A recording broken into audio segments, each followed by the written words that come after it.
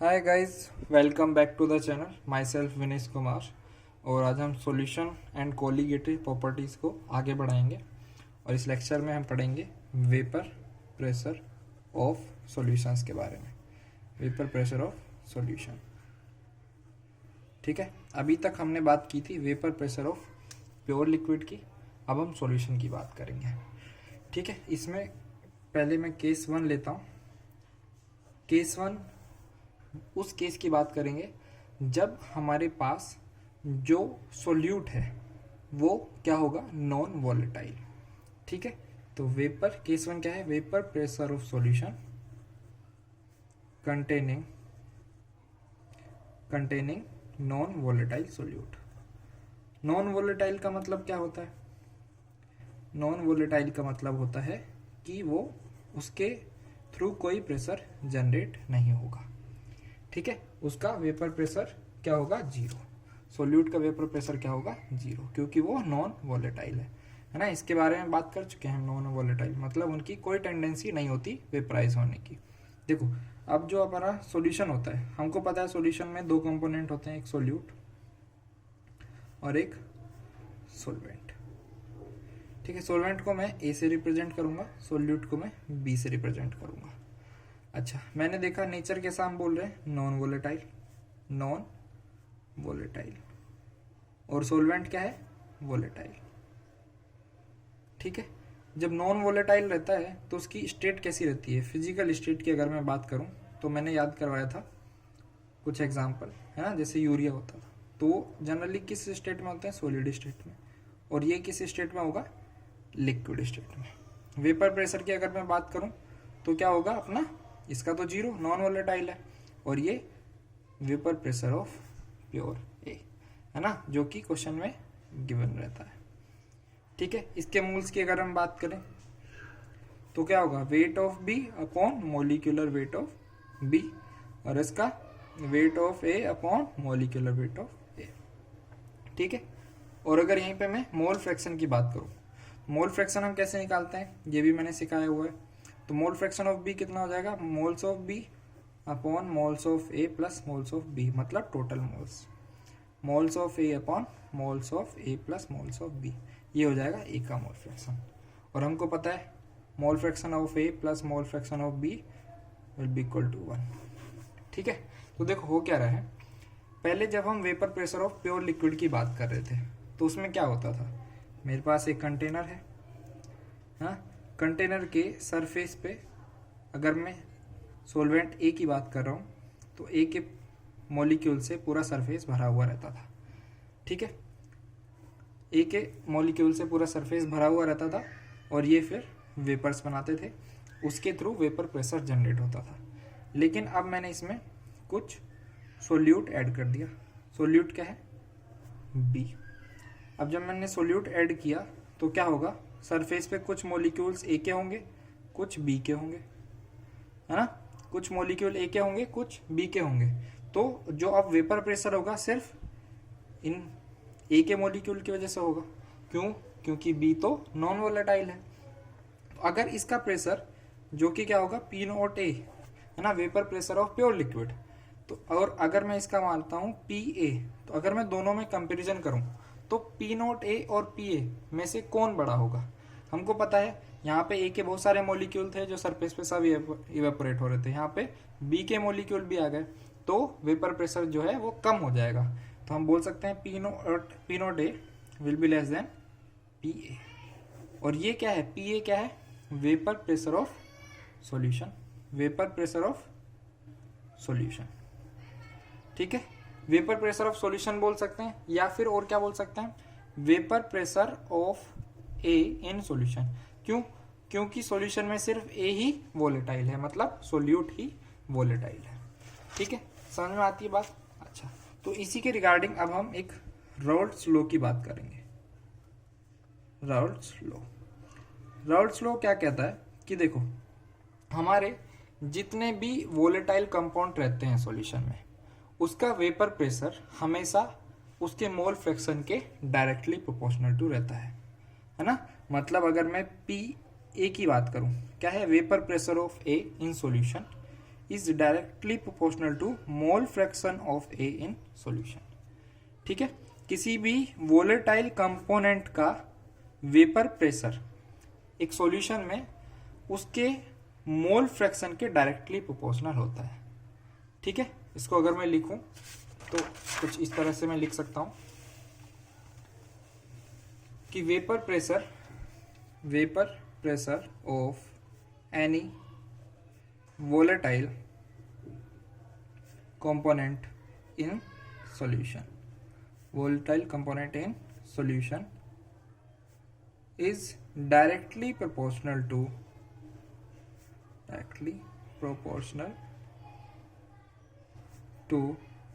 the mole fraction of that component in solution। ठीक है, इसका मतलब PA will be directly proportional to mole fraction of A। और अगर प्रोपोर्शनलिटी के साइन को हटा के इक्वलिटी लगाता हूं तो हमको एक कांस्टेंट लगाना पड़ेगा। It will be PA equal to constant into XA, जहाँ पे XA क्या है, मोल फ्रैक्शन ऑफ 1। अच्छा, जहाँ पे अगर मेरे को एक कंडीशन पता हो, कंडीशन ऐसी कि मेरे को XA भी पता हो और वहाँ पे मेरे को PA भी पता हो, तो मेरे को ये वैल्यू पता पड़ जाएगी। ठीक है, तो अगर मैं ले लूँ if XA is equal to 1, XA equal to 1 का मतलब क्या है, XA इक्वल टू 1 का मतलब है कि ऐसा सॉल्यूशन जहाँ पे सिर्फ A ही प्रेजेंट हो, मतलब सोल्वेंट ही प्रेजेंट हो, तो उस टाइम पे प्रेशर कितना होता है हमको पता है। अगर XA 1 है मतलब अगर सोल्वेंट ही है सिर्फ, तो वो होगा PA will be equal to P naught A। समझ में आती है बात? ठीक है, इसमें रखते हैं, इसमें रखेंगे तो PA की जगह हम रखेंगे P naught A equal to K और XA की जगह 1, तो हमको क्या मिला, K की वैल्यू P नॉट A। तो मैं इसको दोबारा लिख सकता हूँ, PA will be equal to P naught A into mole fraction of A। ठीक है, ये हो गई हमारी पहली इक्वेशन।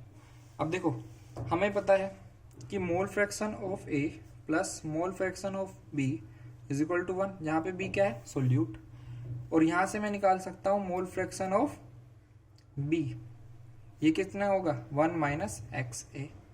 ठीक है, और XA निकाल सकता हूँ, ये कितना होगा 1 माइनस XB। ठीक, अगर XA की जगह मैं 1 माइनस XB लिखूँ तो क्या होगा, देखो PA equal to P naught A 1 minus XB मैंने लिखा, तो ये कुछ इस तरीके से आएगा, P naught A minus P naught A XB। ठीक है, तो देखो PA minus P naught A will be equal to, इसको P naught A minus PA लिखो तो ये प्लस में आ जाएगा P नॉट A XB, है ना।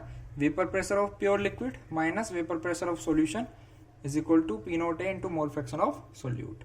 तो देखो ये जो टर्म है इसको हम बोलते हैं लोअरिंग इन वेपर प्रेशर।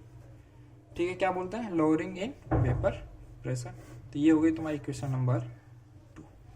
अगर मैं इसको यहाँ पे लिख दूं ऐसे कि P naught A minus PA upon P naught A, it will be equal to mole fraction of B, it will be equal to mole fraction of B। और ये क्या है, ये था लोअरिंग ऑफ वेपर प्रेशर, और यहाँ पे है initial vapour pressure of pure liquid. इसको हम बोलते हैं relative lowering of vapour pressure.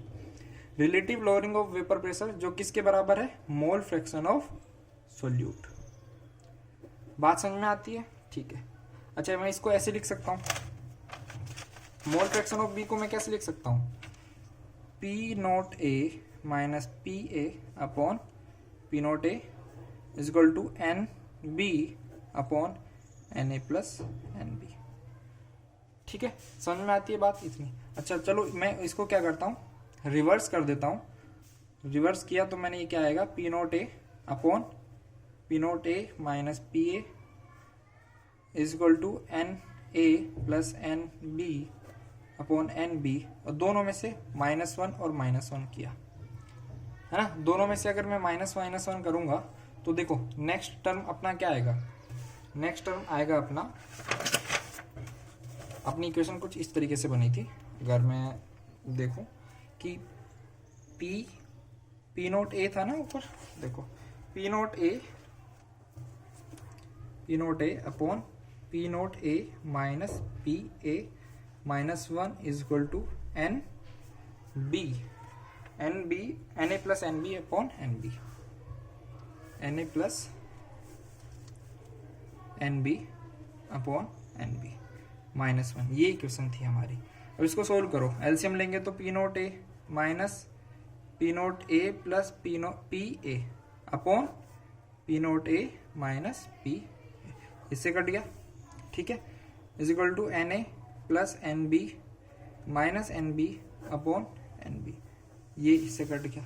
तो मैं कह सकता हूँ P A upon P naught A minus P A is equal to N A plus N B. अगर और सिंप्लीफाई करें तो इसको ऐसे लिख सकते हैं। तो ठीक है, अपने पास 3 इक्वेशन आ गई। समझ में आती है बात? तो देखो ये था अपना रोल्स लॉ। रोल्स लॉ क्या था कि P A is equal to P naught A into mole fraction of A, मतलब जो vapour pressure of volatile component होता है इस सॉल्यूशन में वो किसके प्रोपोर्शनल टू होता है? उसके मोल फ्रैक्शन के। अगर मैं वेपर प्रेशर और मोल फ्रैक्शन के बीच में कर्व खींचूं, है ना, अब देखो यहाँ पे ग्राफ कुछ इस तरीके के होते हैं। क्यों? क्योंकि अपने पास 2 कंपोनेंट हैं, है ना। अगर मैं क्या कर रहा हूँ, मोल फ्रैक्शन ऑफ ए की बात कर रहा हूँ और अपने पास मोल फ्रैक्शन ऑफ बी की बात होगी। मैं ये पॉइंट ले रहा हूँ जहाँ पे मोल फ्रैक्शन ऑफ ए क्या होगा? 0, तो इधर क्या होगा? 1। अगर मोल फ्रैक्शन ऑफ ए यहाँ पे 0 है तो मोल फ्रैक्शन ऑफ बी क्या होगा? 1 और इधर 0। मोल फ्रैक्शन ऑफ ए मतलब सोल्यूट, है ना, सोलवेंट, बी मतलब सोल्यूट। अच्छा देखो, जब हम इनिशियल में जब सोलवेंट कितना है? कुछ नहीं है, सोल्यूट नॉन वोलेटाइल है, तो वेपर प्रेशर 0 होगा, यहाँ से स्टार्ट होगा। लास्ट पॉइंट अगर मैं बात करूं तो जहाँ पे एक्स ए क्या है? 1, है ना। एक्स ए अगर 1 है तो पी ए की वैल्यू क्या हो रही है? पी नोट ए। तो पी नोट ए जो मैक्सिमम प्रेशर होगा, तो ग्राफ कुछ इस तरीके से बन सकता है। समझ में आई बात?